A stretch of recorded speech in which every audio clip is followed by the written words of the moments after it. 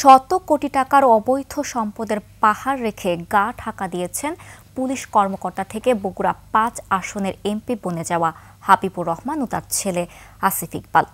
আওয়ামী আমলে ক্ষমতার অপব্যবহার, টেন্ডার বাণিজ্য ও দখলদারিতে বাবা ছেলের ত্রাসের রাজত্ব ছিল শেরপুর ধুনটের সর্বত্র।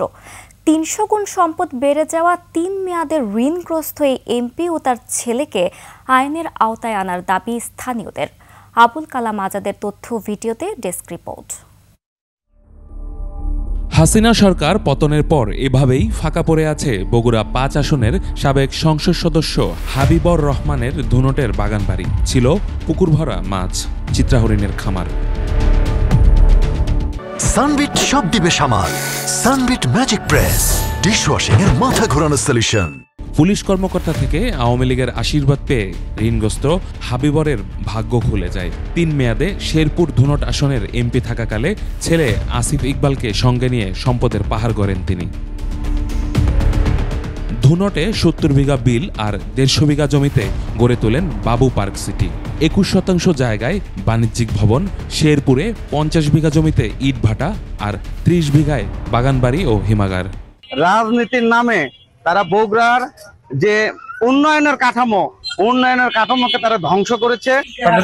আমরা ঘরে থাকতে পারিনি, হাট জঙ্গলে বসবাস করছি। বাবার চেয়ে দুর্নীতিতে এক ধাপ এগিয়ে পুত্র ধুনট উপজেলা পরিষদের সাবেক চেয়ারম্যান আসিফ ইকবাল সনি। বাবার পাশাপাশি তার শ্বশুর রাজবাড়ী ১ আসনের সাবেক এমপি কেরামত আলীর আশীর্বাদে হয়েছেন আঙ্গুল ফুলে কলাগাছ। শেরপুর ধুনটে একচ্ছত্র আধিপত্য, টেন্ডারবাজি ও কমিশন বাণিজ্য ছিল যার নিত্যদিনের কাজ। এই এলাকার স্কুল, কলেজ, মাদ্রাসা, মসজিদ, মন্দির, হাট, বাজার থেকে শুরু করে সব জায়গাতে ওনার প্রভাব ছিল। তারা দুর্নীতিবাদ, তাদের দুর্নীতি এবং হত্যাকাণ্ড যারা করেছে এই আগস্ট বিপ্লবের সময় মানুষের তাদের এই বিচার হোক। দুদকের আইনজীবী জানায়, ফ্যাসিস্ট সরকার পতনের পর বগুড়ায় বেড়েছে এমন অভিযোগের সংখ্যা। অবৈধ সম্পদের তথ্য পেলেই নেওয়া হবে ব্যবস্থা।